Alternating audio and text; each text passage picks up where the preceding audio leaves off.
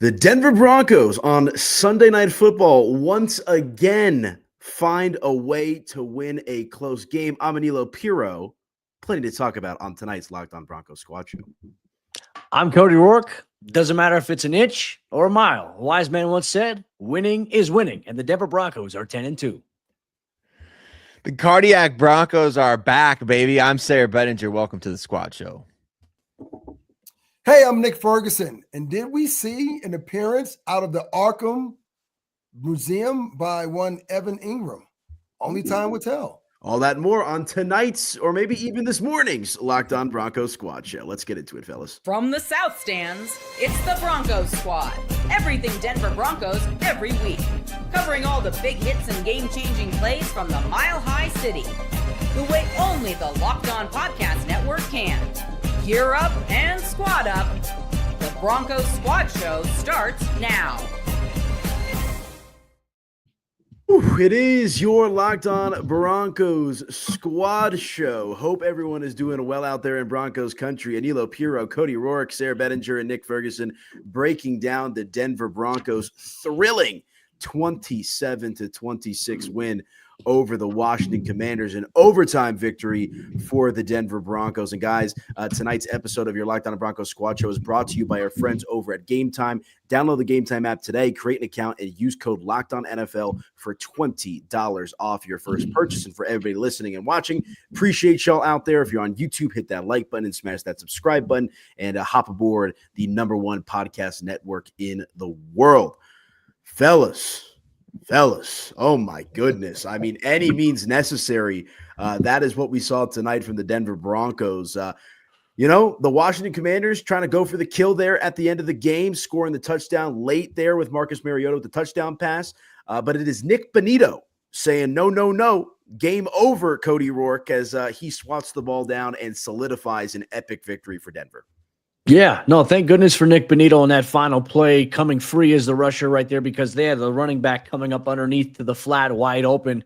If Nik doesn't get there or get his hands up, that's a walk-off, 2-point conversion win for the Commanders. And then this post-game theme would be a little bit more gloomy considering some of the circumstances. But as I said at the beginning, doesn't matter if it's an inch or a mile, winning is winning. And I think some famous bald-headed guy said that once in one of the best movies of all time. That we go back to the Fast and the Furious here. Broncos, cardiac kids, man. What a way to go to 10-2. Man, still a lot to talk about with this team and how they can also clean some stuff up. Yeah, we're going to keep it a buck here on the show. Look, it's an incredible win for the Denver Broncos, but their defense a bit suspect out there tonight. Some questionable plays from the defense, a bad interception from Bo Nix. So plenty to dive into tonight, but we've got to start in a good mood, a positive mood, of course. And Sayre, I mean, you and I were kind of texting in the group chat throughout the course of the game. And, it was one of those situations where I'm sitting back and I felt like the Broncos were going to win this game. I didn't think it was going to be, as thrilling as it was in overtime. Like I was texting with Cody individually about like titles and thumbnails and backgrounds. And it ended up being like 2 hours after the fact that we're here doing the show. But they get the job done by any means necessary, Sayre. That's 9 straight wins for this Denver Broncos team. Yeah, absolutely love to see it. And if Cody's going to be quoting Fast and Furious, I've got to jump into this, right? It's you never had me, almost had me. You never had me. You never had your car, right?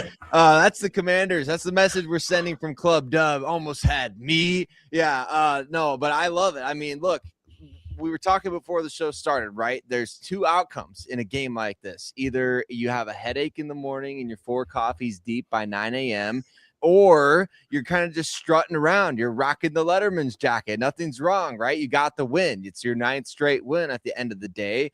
And how they've won these games, it's not going to matter if you get to January and you start winning some more games, right? Obviously, we want to see this team put together a perfect game. It hasn't happened. The offense obviously carried this team for the first half, in my opinion, and the defense came through with some stops in the second half, and the offense couldn't capitalize with a put-away drive. So you want to see that complimentary football. You want to score touchdowns in the red zone. We talked about it during the bye week. You go up 6-0 instead of 14-0 to start off this game when you could have allowed your defense to play to its strengths early on. There's plenty to dive into from this one, but ultimately my sentiment right now is you almost had me. Oh, you never had me, right? So that's where the Broncos, I think you win your 9th straight game. You have that confidence going here playing against the Raiders this coming weekend. Yeah, I mean, it's crazy. And we talk about the 9 straight wins, but it's also 8 wins in 1-score games in 2025 for the Denver Broncos. That is the most in the NFL. So resiliency, I think, is the word of the day with this Denver Broncos team. But Nick, you mentioned Evan Ingram. Big play there late in the game from Evan. You're a defensive guy as well. Pat Surtain making some big plays. How about Alex Singleton with all the adversity that he's been dealing with in the last handful of weeks as well? A big breakup pass there towards the end of the game too. Talk to me about this game, Nick. Well, you know what? I was on that same text thread, and I think someone used the word as a reference to defense as being awful. Here's what I would say. See, the expectations have soared to, I guess, elite levels when we look at this defense because they came into this game with 49 sacks. And that's kind of leading the league. And there's a lot of pressure on Vance Joseph and every player on that defensive unit to live up to that kind of cachet every single game. So it's almost to a point where if a guy has a 5-yard catch thrown on him, it's like, no, that didn't happen. You're supposed to be elite defense. I can tell you, man, it's going to happen. And as this team gets deeper into a playoff run, it has the potential to get worse because you're not going to stop every single thing. But I will say this. There were moments in the game where we saw guys in position, they didn't make plays. And when you play zone defense, you have to understand route progression. And you saw a mobile guy, Marcus Mariota, say what you want to say about him, but he was able to move the ball and he was making precise throws in the grass. There's one play where just like John Franklin Myers and Nik Bonitto both missed him at the same time, and he makes a freaking play. When a guy is able to do that, man, I say God is on his side. God bless him. But at the same time, yes, you want to play better defense, but this is where the Broncos are. I mean, we haven't really got like 4 quarters of football from offense to defense, but this may be who this team is at this point. Hey. Yeah, no. 100%. And I want to go back to the last show that we did before the bye, right? Where we had like that little whiteboard segment. And one of the questions in the prompts was like, who has the most pressure on them to perform in the second half? I was the guy that said Vance Joseph. And I'm sitting here watching this game and I'm seeing Washington with Marcus Mariota put up some points. And I'm like, oh my gosh, like here we go. Right. But another guy and another name that came up, Cody, was Nik Bonitto. And, there was that penalty that he was called on for like ripping the player off, in the pylon at one point throughout the course of the game. Weak call. Yeah, it was a weak call. It turned into a flag fest at the end of the game as well, but that's beyond the point. But when the world needed him most, when the Broncos country needed him most, Nik Bonitto makes a huge game-sealing winning play, Cody, and pushes the Broncos to their 9th straight victory. Yeah, I mean, Nik Bonitto was the NOS. If we're going with the Fast and Furious references, looking at Marcus Mariota, I was thinking to myself as well, I was like, what'd you put in that sandwich, right? Famous line there, the tuna sandwich scene there. And that, but I'll say that nobody likes the tuna here, Marcus Mariota. They made him look like the University of Oregon Heisman winner in this game for various points. And look, I would even say this as well, because I think the realistic nature of this game, watching it as it was going on live, certainly the defense's performance most of the night was frustrating. They did right in the 4th quarter. They bent but didn't break, ultimately forced the Commanders to settle for a field goal to send it to overtime here. But like these are games, I think, as you get into these months, the cold months, we're in November, the last day of November here. We know December is there. Tomorrow it gets cold here in the Mile High City. I think the concern that I think Broncos fans certainly have is last year down the stretch, we saw this defense kind of sputter a little bit. And maybe that was due to injury or Riley Moss. But this was a game where they were just not as sharp as they needed to be. They gave up 3 for 3 to the Commanders in the red zone, where they were previously the number 1 red zone defense in the NFL. Denver was. They gave up, I think, 8 of 17 on 3rd down, where they were previously the number 1 3rd down defense in the NFL. This was just one of those games where nothing went right, and I think a lot of it was set early on because the Commanders ran the ball. They arm tackling, missed tackles by the Broncos, and that opened everything else up for the Commanders' offense and Mariota because initially they're just coming out throwing quick outs to the sideline there. The run game kind of opened everything else up, and that's what I think led to the Broncos' defense just getting gashed consistently throughout the night. Just too many explosive plays in this game, I'm curious for your guys' thoughts. Is this a anomaly for one game from what we've seen from the first 11 games, or is this maybe a trend that you're worried about developing here in the second half stretch? Nick, how do you feel about that? I don't look at it as a trend, just like you just laid it out. Coming into this game, the Broncos defense, they were great inside the red zone. They were great inside as far as third down is concerned. And I'll just say that for now, I'll call it an anomaly. But at the same time, you got to give credit to Dan Quinn and Marcus Mariota and that Washington team, man. I mean, for anyone to just say, okay, well, the Broncos played down to their opponent. No, those guys had nothing to play for. And they decided to go out there on Sunday Night Football and play. And that tells you how competitive a Dan Quinn coach team really is. But I don't see this as being a long-term problem for the Broncos. Now, talk to me after the Raiders game, and this happens again. Now we have a problem. Yes, Sayre, I'll default to you. Your thoughts on that? Yeah, I agree. I feel like this defense has built up enough, trust equity or whatever you want to call it to assume the best, which is that they're going to return to that elite form. And in fact, I think even be better because we want to start seeing those takeaways come in bunches, right? I still feel like we have yet to even see this Broncos defense at its very best, which is scary because they've already been, the third ranked scoring defense in the NFL this season. But then what happens once the turnovers start coming in bunches? Because I'm assuming that's going to happen. I know you can't necessarily just will those into existence, but shoot, at some point they're going to start happening. I thought it was going to happen when Dre Greenlaw picked off that pass early in this game. I was like, all right, the dam is broken and it's time, right? It's time for those turnovers to start coming. But eventually, maybe with, this game against the Raiders coming up, it will. But I do think that this game, especially coming off a bye, is going to refocus that defensive unit in a big way. Yeah, that's how I'm kind of looking at it as well, Sayre, is I'm going to take, this is a gut check game for the defense, right? They got knocked down, but they were able to get back up and escape with a victory. That's, I think, the word that I want to use because it looked like, their backs were against the wall. And obviously we know that Sean Payton elected to take, or they didn't elect to, but the Broncos got the ball to start overtime and they put the pressure on the Washington Commanders. And I want to dive into that strategy on the other side when we talk about the offense as well. But I think that this is a game that hopefully the Broncos defense will be better because of, right? You tossed around a little bit, beat up a little bit, and you still figure out a way to win the game. I think the body of work with this defense, Nick, I'm gonna buy what they're selling with the body of work this season compared to what we saw just tonight. Yeah, once again, because how well this defense has played thus far this season, there's going to be a lot of pressure on them.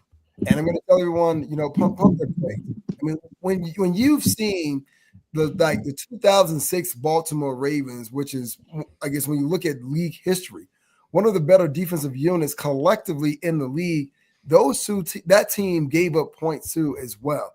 So the idea is that we've seen this Broncos defense bend but don't break and shut people out. But sometimes someone has your number.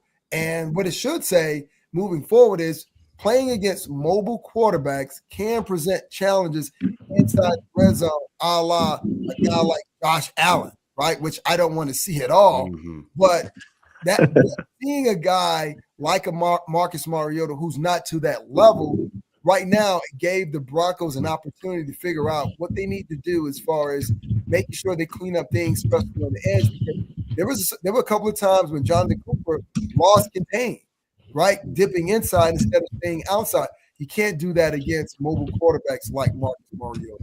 Yeah, no, I'm with you. A couple of stats that I want to throw out there here from tonight's game. I mean, you look at it offensively, the only major statistical category that the Broncos outpaced the Commanders in was the passing yards, 315 for Denver compared to 276 for Washington. But the Commanders, had more first downs than the Denver Broncos, 30 to the Broncos 23.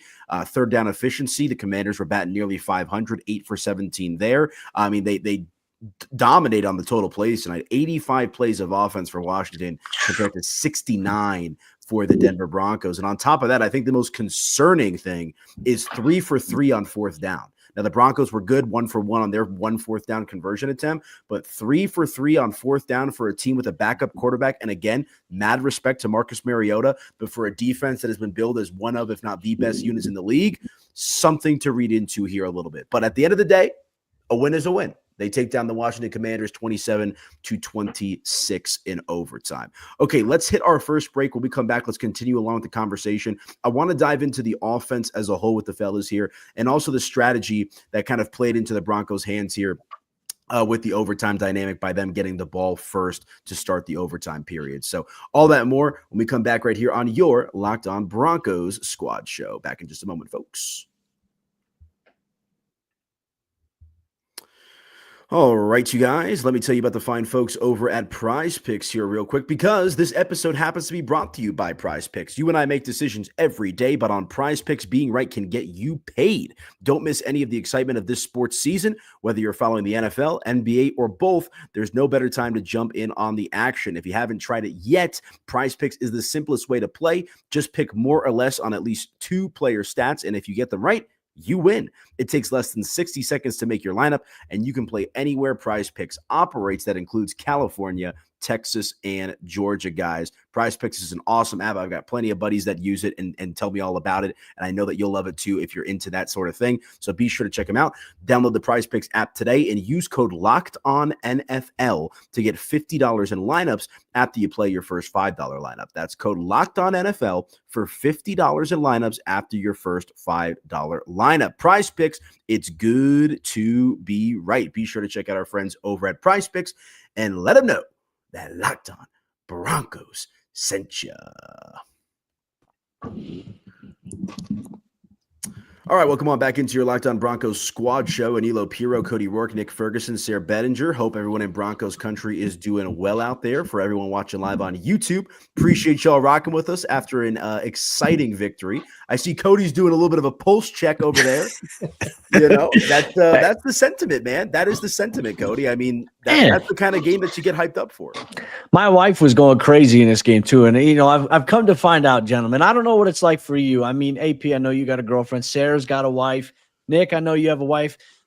I think my wife and I both prefer when we're not watching the game together. I feel like that's one of those things because she's sitting there just making comments like, "Oh yeah, I feel really good about this Marcus Mariota guy. I feel so happy for him." And I was like, knock it off. You're not supposed to be rooting for them. You're like, what are you doing here? So, luckily, the cardiac kids come up, big once again. And as you mentioned, the 1-score games there, overtime. I tell you what, I know you're teasing it a little bit ago, but did you see Evan Ingram shake Bobby Wagner on that one key play that he had in OT? And once again, another Fast and Furious reference.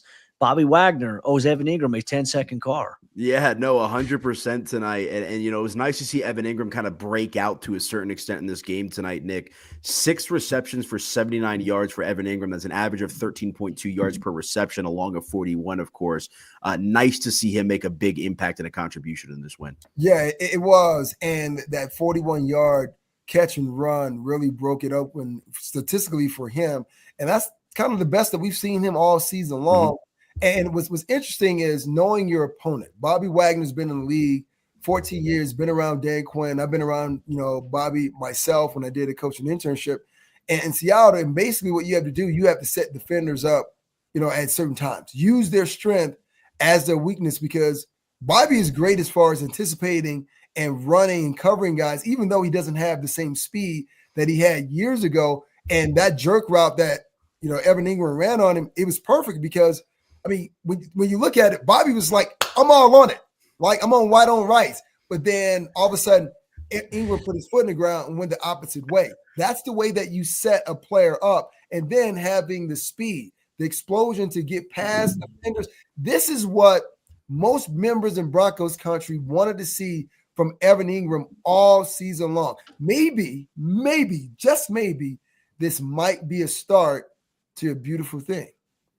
I hope so, and I think it's only going to make the Broncos offense more and more dynamic if you're able to get Evan Ingram more involved. And frankly, as we've talked about time and time again on this show, Sayre, someone that was kind of sold to Broncos country from Sean Payton as a dynamic playmaker, as that Joker type of role. You saw Chris Collinsworth talking that up throughout the course of the broadcast here this evening. And so hopefully there's more to come from Evan.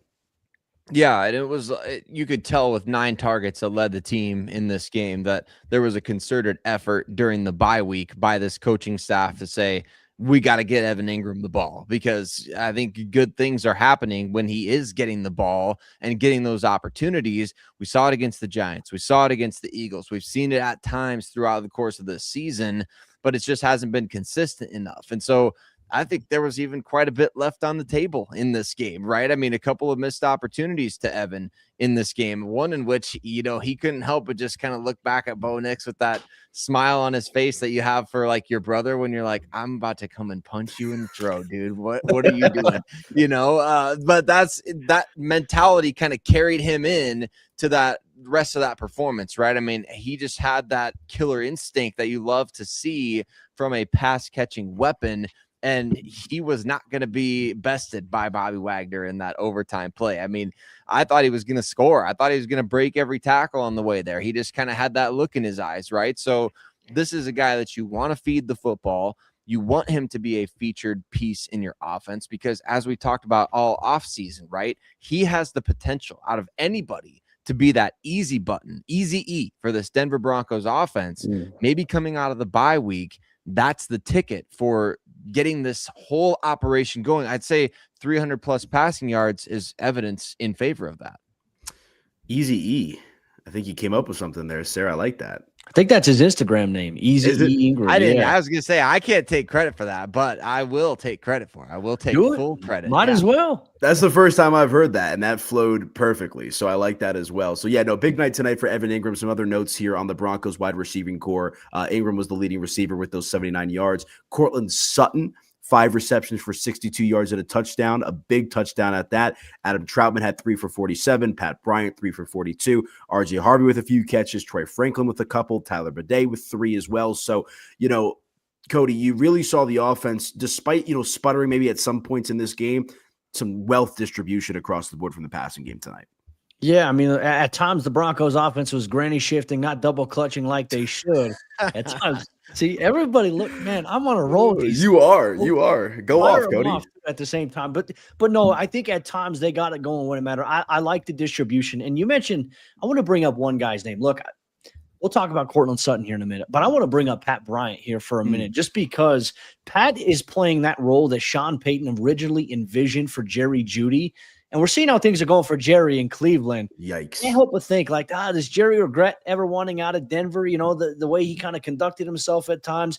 I'm looking at Pat Bryant, and it's like Pat is willing to do everything that Jerry was not willing to do here.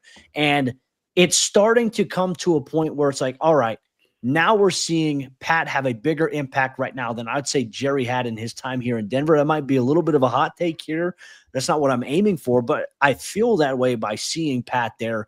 And then Courtland, once again, coming up big, despite the fact, once again, being bracket covered with a corner, playing outside and a safety inside, consistently comes up with a big-time touchdown that ultimately helps the Broncos win this game. If he doesn't have that play there right before halftime, I mean, who knows what the momentum would have looked like for them. Yeah, one thing I want to throw out there, some just kind of behind-the-scenes knowledge for the listening base out there. Cody, you and I are in that locker room multiple times a week. Nick, I know you have relationships with members of the team as well. The term diva is thrown around a lot when it comes to wide receivers, right? We've seen the saga play out with A.J. Brown. We've seen what's happened with Jerry Jeudy, as Cody mentioned today, with Shedeur Sanders on the sideline. The one thing, and when we talk about this 9-game win streak, and we talk about the clutch gene that this Denver Broncos team possesses a little bit, we've talked to Evan Ingram after games where he's not really involved. I'm sure he was happy today. We've talked to Courtland Sutton after games. We talked to Pat Bryant after games, all these guys in practice as well, Marvin Mims. They're always the same. They're always level-headed, right? Like, they're always excited after a win. I shouldn't say the same, after a win, but like pumped up, but you're never seeing them down in the dumps. You're not seeing an A.J. Brown dynamic of like you're winning, but you're pouting at the same time, right? And Nick, having played in the NFL yourself, I would think that goes a long way in kind of the fabric of the DNA of this Denver Broncos team. Yeah, it does. It goes back to guys that have come before Courtland and a lot of these guys on the roster now. Because during my time, it was Ed McCaffrey and Rod Smith.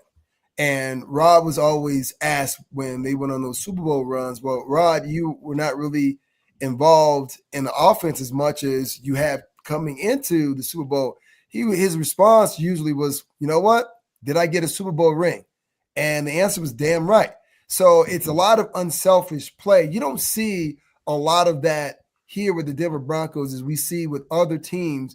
And trust me, man, I totally get it. There's guys in this league, you compete and you want to make sure that you are going out, putting your best foot forward. So you're not going to get the Keyshawn Johnson, throw me the damn ball. They're not going to say that publicly.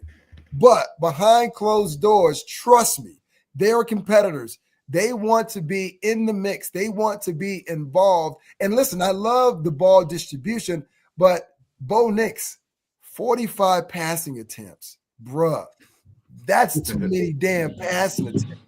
I mean, that tells me right away, someone got pass happy and they forgot about the guys who are sitting right behind the quarterback. That's all I'm going to say. Well, I actually wanted to switch gears here to the running back room as well, so it's a perfect bridge. And I mean, RJ Harvey, is going to kind of be de facto running back one. At least we think so right now.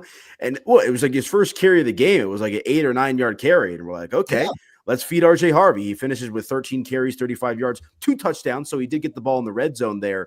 But I agree with your assessment there, Nick and Cody. I'll go to Sayre here. Actually, the lack of a commitment to a run game, I don't think is surprising, but I do wonder how that factors into the game plan moving forward if Denver wants to keep winning these games.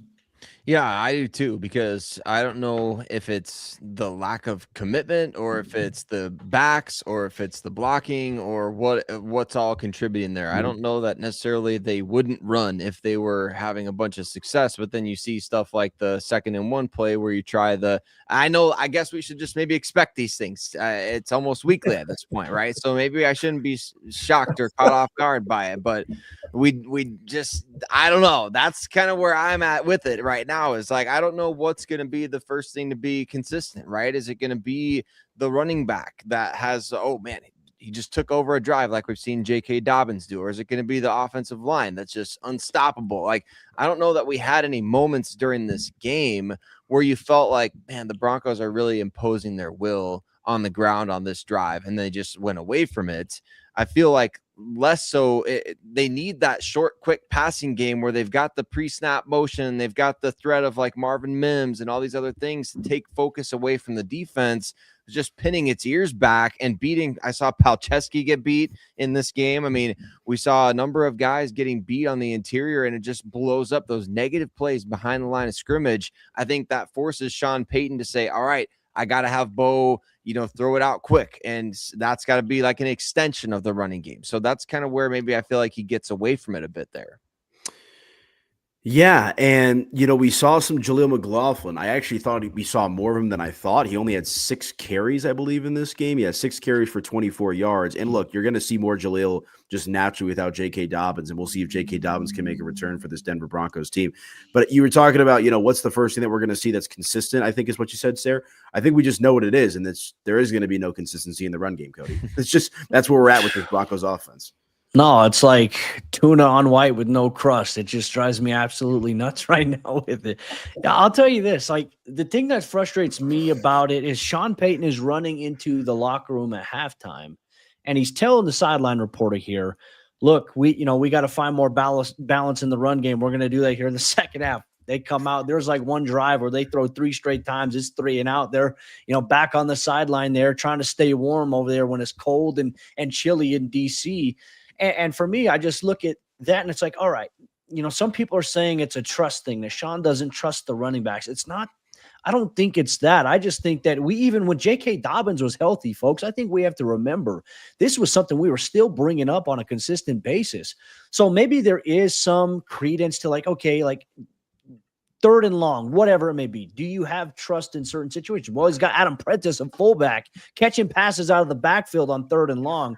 I don't think it's a trust thing. I just think it's, hey, I don't think that the success rate of this is going to work in this situation. We're going to try this. And often at times trying this has not worked out.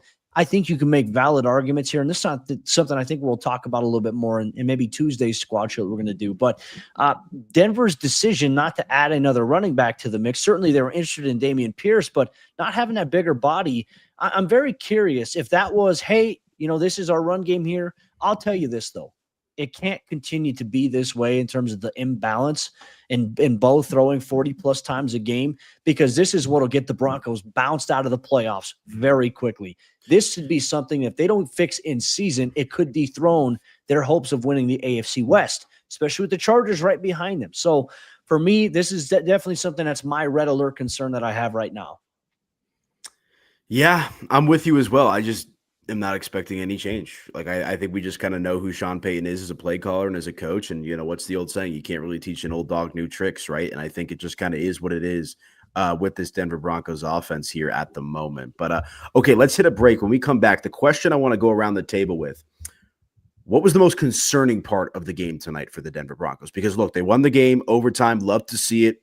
It was against the Washington Commanders team that didn't have a lot to play for. And I understand it's the NFL, and, there's no games off, and, it's going to be competitive games more often than not and whatnot. But, for a Broncos team that has championship expectations, that was not the game we expected to see coming off the bye. So we'll hit a break. We'll come back to just that right here on your Locked On Broncos Squad show. Back in just a moment, folks.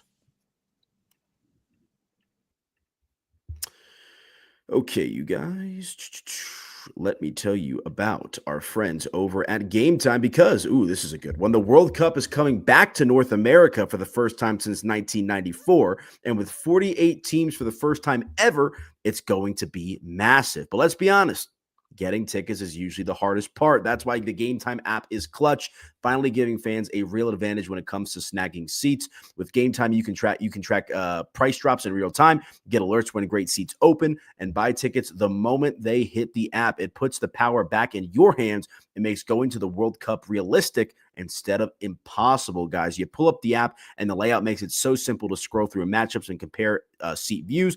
Pick a game, tap a selection, and have your ticket locked in within minutes. No confusion, no hunting for the fine print. And their seat view feature is an absolute game changer. You literally see what the pitch looks like from your seat before you buy. Take the guesswork out of buying World Cup tickets and every match, concert, or event with Gametime. Download the Gametime app today, create an account, and use code LOCKEDONNFL for $20 off your first purchase. Terms they do apply. And again, download the Gametime app, make an account, and use code LOCKEDONNFL for $20 off. Swipe, tap, ticket, go Gametime. I'm an active Gametime user, guys, and I'm not even going to lie. This is a perfect read for me. Big Italy soccer fan myself. Assuming they qualify, if they don't qualify, this will be the third World Cup in a row that they don't, and I'll be very sad. But assuming they do qualify, I will be shelling out money to go see Italy play in the World Cup, and you best believe I will be using Gametime to get my tickets when that day comes. So check out our friends over at Gametime and let them know that Locked On Broncos sent you. All right, welcome on back into your Locked On Broncos squad show. Aniello Piro, Cody Roark, Sayre, Bedinger, and Nik Ferguson. Hope everyone is doing well out there in Broncos country after the 27-26 overtime victory. Okay, talked about Bo Nix, talked about the running game, talked about the defense, Nik Bonitto. A lot of positive vibes coming from a win like this. Let's talk about the not so fun stuff here. Like I said to start the show, we're going to keep it a buck here. It was not exactly a clean victory for this Denver Broncos team. I thought it was going to be a 2017 win, not just when it was the score. Like, that was the score that I had in my mind, and I gave out on social media before the game. And then it's like Washington just hanging around. Marcus Mariota doing his thing. Scary Terry doing his thing, right? And they put up a good fight here tonight. So let's go with the prompt that I threw out before the break. I'll start with you, Nik. What was the most concerning thing that you saw from the Broncos tonight? Pass coverage. And what I mean by that is at time leaky coverage, allowing guys to find a soft spot in the zone and make catches. Like that Terry McLaurin, touchdown that was called back, for me, that should have never happened. To allow a guy to run up the middle of the field to make that easy of a throw, pitch and catch for Marcus Mariota can't happen. And keep this in mind. We already know this. The Washington Commanders are a 3-8 team. The Broncos are about to face more teams with better records, and over 500. They're going to see better shots. They're going to see a better collection of offensive talent at the tight end position, running back position, and also outside the numbers. They can't force themselves into somewhat of a conundrum by not communicating. You have to communicate at home, and you have to communicate on the road. So the Broncos cannot falter down the stretch, giving up big plays and leaky coverage. Well said. Sayre, what say you? That was my biggest concern from this game as well, right? I mean, obviously there was a 3rd and 25 situation. The Broncos give up I think it was 19 yards on the 3rd and 25. You give up the next 4th down, the touchdown that Nik just mentioned that was called back, and then you get cooked on the very next play. I mean, it happened all throughout the course of a game. And I get that there's some times where, man, a perfect throw beats great coverage. And you had the Treylon Burks touchdown where there's not much like Riley Moss can do about that. It's just what a catch, by the way. Amazing catch. Amazing. Broncos maybe should have made that guy a better offer for the practice squad when they had the chance there. But needless to say, I mean, you missed opportunities as well. Like Jahdae Barrett could have closed out the game. I mean, I know guys were slipping around out there. Talanoa Hufanga, pass interference on the 4th down that ultimately wiped another interception off the board, right? So many issues throughout the course of this game from start to finish. Too many long drives, I think you mentioned it earlier, Aniello, as well. There was 3 4th down plays converted, but the Commanders also converted, I think, 8 3rd downs in this game. So 11 of their do or die downs they converted. And so that to me is just unacceptable. It's on your pass rush, it's on your pass coverage, and that's not what we've come to really love about this Broncos defense, right? Those are the areas that they have thrived. That's where you felt even at 20-17, man, they got to go a long ways to get into field goal range, and they just march right down there. So that stuff can't happen down the stretch. Cody? I would say it's poor tackling. You know, that was also a really big theme in this game. And look, I understand it's cold. It's a little slick out there on the field. They just put new sod down, but you got to wrap up and bring your legs. I felt like Denver was a poor tackling team defensively here this evening. I think there were some certain inside runs that they shut down on like the early downs there. But I think when it was like 4th and short, 3rd and short, that's where they got gashed a little bit because they'd wrap a guy up. One guy would make contact, but would not wrap up there. And then a guy would spin off and credit off to the Commanders tailbacks there. But that was a little bit of a frustrating thing because that kept drives alive. I mean, there were a few drives where the Commanders, they milked 5+ minutes off the clock and essentially, kicked the field goal or somehow ended up scoring there. That's going to be something that they obviously address in this game. I'm not sure if this was a one-off. I'm hoping it's a one-off. Like, that's my thing. We've seen this defense rise to the occasion so many times. Like, how many times have we seen the defense save the offense to the point it's like, when Brian saves Dom from the cops, he goes, "The buster kept me out of handcuffs." That's exactly what the Broncos defense has done all year long for this offense. But this was a game where the offense had their back and kept them out of handcuffs. Yeah, no. Oh my gosh, give me a second to reset after that one.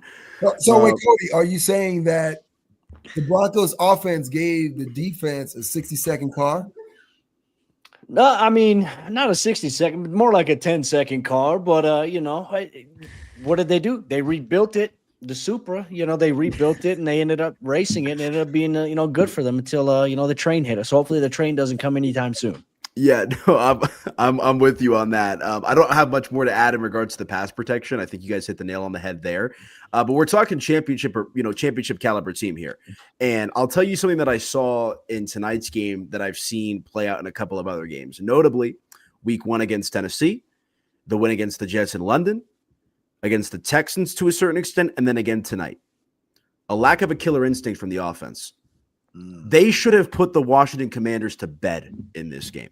I mean, there was 3 drives in a row for the Broncos offense where if they get a first down, they put up points, even going back to the start of the game, as Sayre, alluded to with the field goals to open it up as opposed to touchdowns. If the Broncos want to beat the Bills, and I understand the Bills aren't perfect, and we'll see what happens with the Ravens of the world, or God forbid the Kansas City Chiefs, and Cincinnati might heat up if they win out, right? If the Broncos want to contend for a championship and come out of the AFC, they have got to figure out a way to lock the door and throw away the key. And we have not seen that for the most part this season. Of course, the one game comes against the Dallas Cowboys where they do that. But, outside of that, they have not been able to keep their foot on the gas late in games. Really, throughout the course of the game, it's like, gas, no gas, gas, no gas. We need all gas, no breaks from this Denver Broncos offense, Nik. And I think that's a concern for me that played out in this game tonight, but has also been a major theme throughout the course of the season in some wins. Yeah, it has been. And when you look at other teams around the league, they look at the Broncos and say, well, the scariest thing about the team is their different defense. If we can somehow stay on the field, throw a lot of quick passes, make a lot of yards after contact and after the catch, we can stay in the game because just like you said, there's no killer instinct in the Broncos offense. Now, what we've seen is the whole idea of being cardiac kids, being able to win one-score games, being able to come up in the fourth quarter. That's all fine and dandy. And I celebrate that. So I don't want to overlook that. But you need to have somewhat of a Michael Jordan type of mentality, a Kobe Bryant type of mentality. When we step on the throats of our opponent, we want to crush their esophagus so they cannot breathe, right? That has to be the mentality of the Broncos offense, but we haven't seen it all season. Yeah, I think they got to pick that up for sure. And did we see it in overtime though? Like I felt like that might have been like the one like glimpse of it because think about a little bit. Think about how much pressure you got in that situation. The Commanders say, "No, they shouldn't have been in that position to begin with." Yes, that's my point. 100%. But that was one of those games. Like this was teetering towards FAFO moment here for the Broncos. They decided in overtime to really kick it up a notch. Like that right there is like, hey, they can turn it on, but I'm with you. They should do it earlier. If you can find a way to put the foot on the throat, you can. I just felt like an OT they did. Yeah, no, and I think that's fair. And I think at the end of the day, for me, it's just more so like the NFL's, specifically the AFC, is wide open, right? I know the Rams lost today. I think they're the team to beat in the NFL despite the loss. But, like, you know, and they're currently the 1 seed because New England doesn't play till tomorrow night. We'll see what happens there. We talked about it last time. New England is yet to have their bye as well. But, like, if this team just could you imagine what a throttling victory would – you're talking about this 9-game win streak, and you're talking about these clutch games and these moments like they did against Philly earlier in the year. But could you imagine what another one of those would do for this team, Sayre? Oh, man, it would be borderline catharsis at that point because what we've seen from this team, the resilience and that coupled with the dominance, it would just continually prove that this team can beat anybody any number of ways, right? And I just quickly have to mention that Nik Ferguson just shot up. He was already high on my people power rankings list, just my own personal list that I have going. He was already high on the list. And then he's talking about killer mentalities. And he mentions Michael Jordan and Kobe Bryant, and it just conveniently but intentionally leaves LeBron James off the list. So he's climbing the power rankings every single show that we do. I absolutely love it. But you do want to see that, right? You want to see I always reference back to the Von Miller moment in 2018. I know that team was terrible, but like, he's like, we're going to go in there and we're going to kick the Cardinals, you know what, right? And they did. They went and did it. We need somebody to do something like that on this team. I'm not saying they got to say something, you know, to the media or whatnot, but we need the Broncos to kind of just take the bull by the horns, so to speak, and just go make it happen. Go dominate somebody. Where's the win we had against the Falcons last year? Was it because last year they're playing with house money and this year not so much? I mean, that's kind of what it feels like. The stakes were still high last year, but nobody expected you to be good. Nobody expected you to dominate. They were only favored in three or maybe 4 games last season overall. Nobody thought you were going to be good, and so you went out and you proved everybody wrong, and you kind of rubbed it in the dirt a little bit. Go and do that now that you've proven to everybody that you are a great team. Yeah, there were 6-point favorites tonight, so they don't cover that number for those involved with that. But I think, I don't throw the numbers out there like from strictly betting purposes. Vegas, some of the smartest people in the business, right? And I think I respect the lines they put out as kind of a barometer of like, okay, like what is the expectation with this team? What should the game look like? You know, and all that kind of stuff. And, you know, the Broncos today, the thing for me is, Nick, they backed into another victory.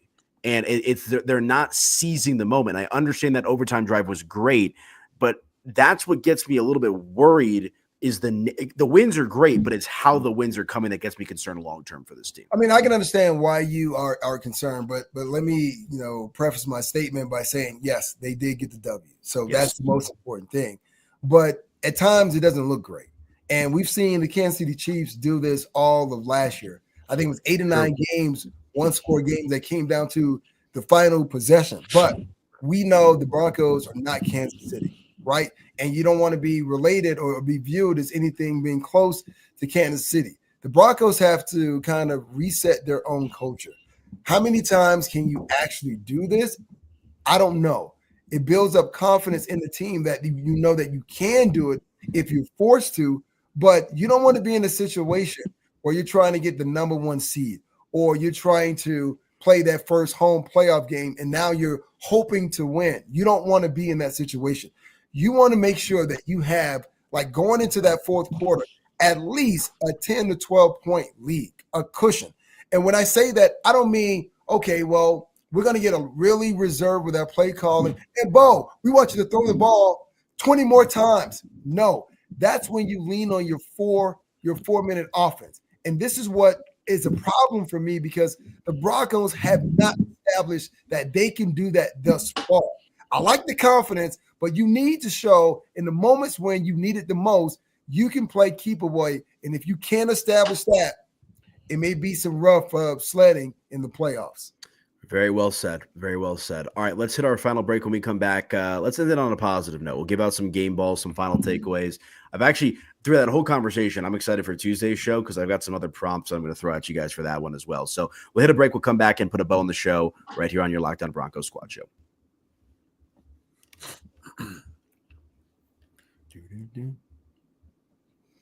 All right, welcome on back into the program. AP, Cody Roark, Nik Ferguson, Sayre, Bedinger here. Hope everyone is doing well out there in Broncos country.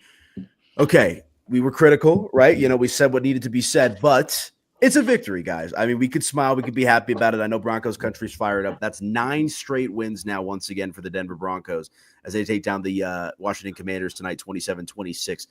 10-2. And 4-2 on the road this season. Obviously, the 2 losses coming on the road. They're undefeated at home as well. So you love to see that. Interesting game, roller coaster of emotions.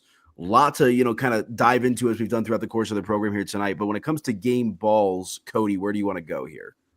Yeah, I'm going to go with RJ Harvey here just because, look, for him, 2 rushing touchdowns in this game, it was big. And there's always a saying, it's not how you stand by your car, it's how you race your car, essentially. It's how you drive your car. And I think that when big times mattered here for the Broncos, all jokes aside, RJ comes up big right now. I think 8, for him, 8 total touchdowns on the year combined.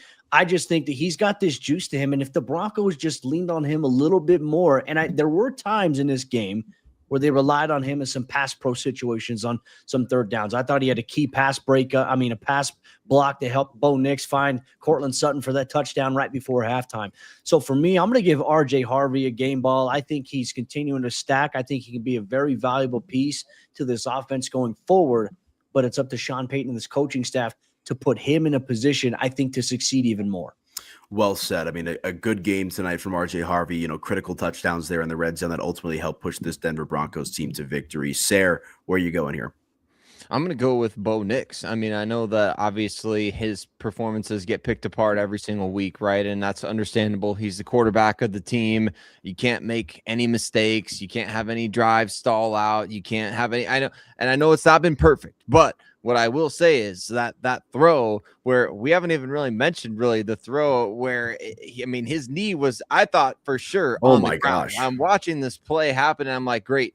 Just took a red zone sack. And then all of a sudden, Cortland Sutton's got the ball. And I'm like, wait, how the heck did he just do that? That was one of those throws that, man, you make that throw in prime time. That's big time stuff. And then the overtime drive. I don't think those were the only 2 moments in the game in which Bo showed up. Obviously, he had over 300 yards passing. But when you needed it the most, right before half, you just gave up a score to the Commanders. They took a lead. You need to take it back. Bo brings you down the field for a touchdown. Going in overtime, the Commanders kick the ball off, which I guess is common, but I'm sitting there thinking, why are they kicking the ball off? I personally, if it was me, I'd be like, that's a sign of disrespect. Do you think you're going to get us to, hold us to 3 or get the ball back right away?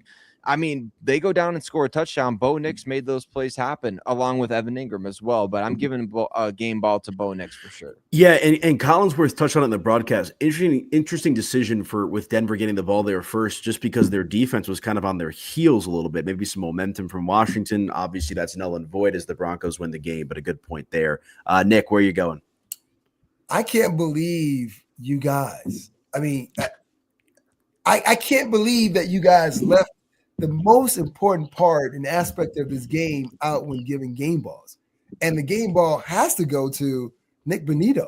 he doesn't make that play and the ball is over his head to the running back in the flat, it's game over. It's good night, Irene. And you can punch it. The narratives that everyone was going to talk about on Monday morning about this Broncos defense coming off of holiday weekend and off a bye. And this is how they perform. So Nik Bonitto was that guy. Was it one of those exceptional games like a Myles Garrett type performance? No.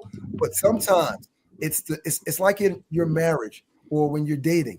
It is the details, right? It is the small details that we have a tendency to overlook. Just think, and I don't even know if Nik Bonitto got his hands manicured this week, right? Because what I'm going to tell, because his hands are up there, and if he doesn't bat that ball, if he doesn't bat that ball, we're looking at this game entirely different. So Nik Bonitto gets my game ball.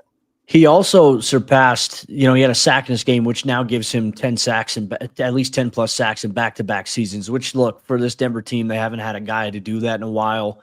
I thought Washington, one thing that they did, they tried to go with the quick pass game. Coming into this game, the Broncos had a 41% pressure rate according to Next Gen Stats in this game against them. Only 5%. Like, that is just a testament to, they're trying to get the ball out quickly.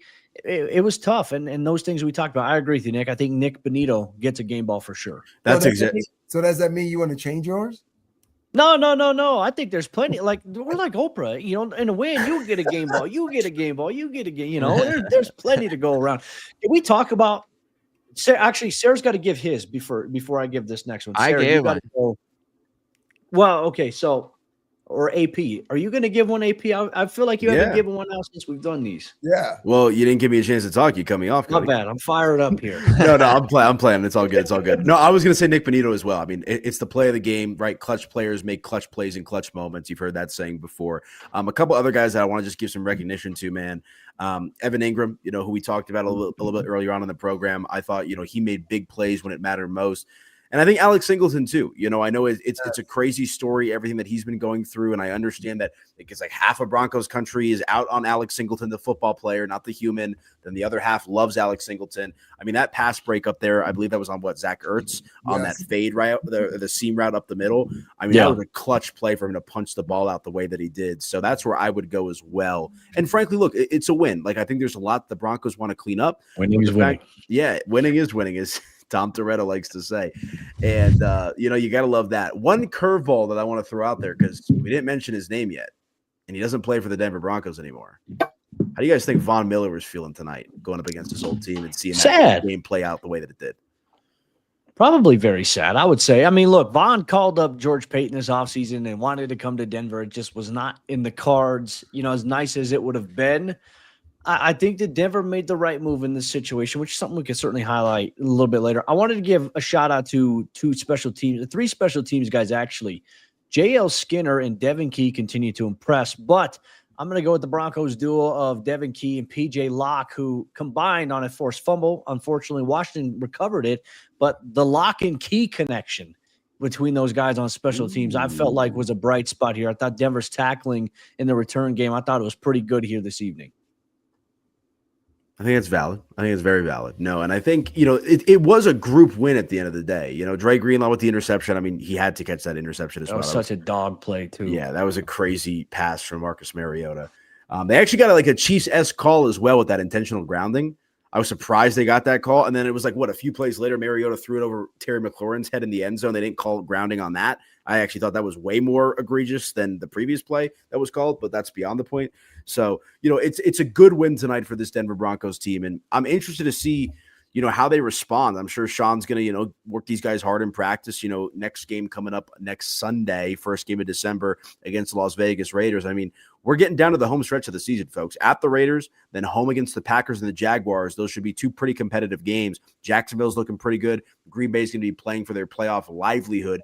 The Chicago Bears, currently the 1 seed in the NFC. I mean, what a wacky year it's been. So that game is going to mean a lot for Green Bay. And then, of course, you got the big bad Kansas City Chiefs on Christmas, as we talked about. How nice would it be if the Broncos can be the Grinch and knock Kansas City out of the playoffs? And then you end the season with the Chargers. So home stretch of games coming up here for the Denver Broncos. But before we get out of here, any closing thoughts that you guys want to get off your chest? Nick, I'll start with you.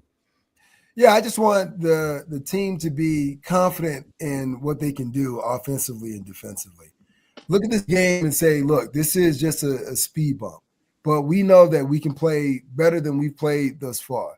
And if they believe that they deserve and want to earn the opportunity to play for a championship in San Francisco, obviously they got to clean up a lot of things. And they can't keep having those same issues. Every single game saying we need to clean up this, we need to clean up this. No. As you get closer, you want to decrease the number of things that you have to clean up. So now you have a bona fide identity. That's what I'm looking forward to this team to establish, and they can establish next week on the road in Vegas. Sayre? Yeah, I completely agree with what Nik was saying there. I mean, this is the time. This is the opportunity for the Broncos to go out there and continually prove that they are a top tier team. Like, the NFL is weird this year, right? I mean, we talk about, okay, the Broncos can't beat this team if they're only kicking field goals. They can't beat this team if the offense does this. They keep finding ways to rise to the occasion in 9 straight games now, right? What we're seeing across the rest of the league is other teams struggling similarly, if not worse. Other teams that are perceived to be major threats to this Broncos team. Like, people see the Packers on the schedule coming to Denver, and they're like, oh, shoot, like, the Packers are coming. That's going to be a tough game for the Broncos. They're not going to be able to kick field goals in that game. I've watched every game the Packers have played this season. They played 2 games in November where they scored a combined like 20 points. And so they're not always the team that you see that beat the Lions, right? And the Broncos aren't always the team that plays the Raiders down to 10-7 or, you know, struggles to beat the Commanders on the road coming off the bye. Like, sometimes they're the team that beats the Cowboys 44 to whatever it was, right? And sometimes they're the team that beats the Bengals 28-3. Like, it's just week to week in the NFL this year. You have to find a way to rise to the occasion. In my opinion, there's only one team that even comes close to rivaling the Broncos in that way, and I hope they lose on Monday Night Football. We shall see. Cody, your thoughts? I mean, I feel like Nik and Sayre both made some great points to kind of close out tonight's show. I just think that this team, collectively, we can all say, they still have yet to play their best football, you know, in all 3 phases. And if they can just find a way, like, let's just say this, the hope here is that by the time the next 2 or 3 weeks rolls around, the Broncos are hitting their stride. They're playing their best football going into the postseason because – you know, I think everyone looks at how they've been playing, how they have been winning. It's like, you know, a lot of people are saying, well, you can't sustain this. I think you can't sustain certain trends. But when you're in these 1-score games, the Broncos have shown this year that they can do that they can win these types of games. I think they can sustain that. I think they have to overcome some of the flaws that they've had in terms of the run-pass balance, certainly there. I think defensively at times they give up some explosive plays, but that's the nature of what you're going to get sometimes when you play this aggressive of a defense. And I think that there's also some questions. We'll probably have to open things up a little bit maybe in Tuesday's squad show.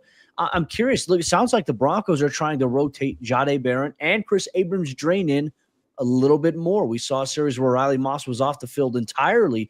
So I think that this team, the issues that they have, they're not as big, I think, as some of the issues some of these other teams are facing. And if they can correct them, I think that they're going to be in a really prime position to make a big run and to make a statement here this season and in the playoffs.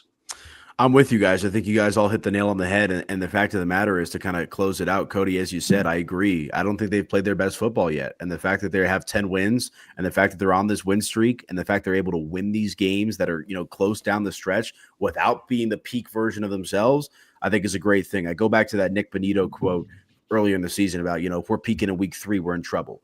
And so hopefully you know, there's a lot more to come from this Denver Broncos team down the stretch. I mean, it's not college football. There's no second bye. You had your one bye. You hopefully are recharged and ready to go for this home stretch of games. But for tonight, it is a 27-26 overtime victory for your Denver Broncos. Broncos country, I want to thank you guys so much for tuning in. You guys are the absolute best. The live chat was exceptional tonight. On your way out the door on YouTube, do us a favor, like button, subscribe button, hit both of those for us. Really helps us out here on the channel. But as Cody alluded to, we'll be back at it again on Tuesday afternoon for another edition of your Locked On Broncos Squad Show. But for now, enjoy the evening, enjoy the morning, and enjoy Victory Monday. For Cody Roark, Nik Ferguson, Sayre Bedinger, I'm Aniello Piro. Good win for the Denver Broncos. Talk to you guys on Tuesday.